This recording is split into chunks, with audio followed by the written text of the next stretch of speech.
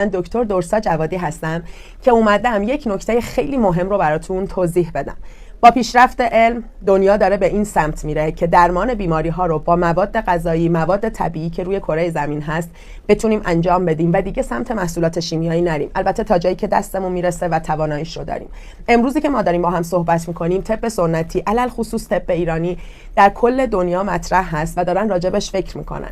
خیلی از بیماری ها رو ما با طب سنتی میتونیم به صورت کامل درمان بکنیم، اما نکته‌ای که وجود داره اینه: قطع کردن داروهای طب مدرن به صورت ناگهانی میتونه تغییرات هورمونی، پارامترهای خونی رو تو بدن شما ایجاد بکنه که عوارض خیلی بدی براتون داشته باشه و بتونه شما رو تحت تاثیر قرار بده.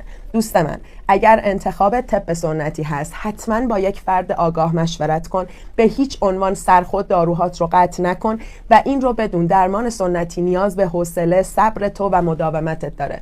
در عوض درمانی رو پیش میگیری که هیچ آرزه‌ای واسط نخواهد داشت. اگر دوست داری یک مشاوره تخصصی بهت بدیم که بهت بگیم آیا میتونی داروهات رو قطع بکنی یا نه، یا میتونی چجوری به روند درمانت ادامه بدی، شماره‌تو برای ما دایرکت کن. متخصصین ما تو اولین فرصت باهات تماس میگیرن.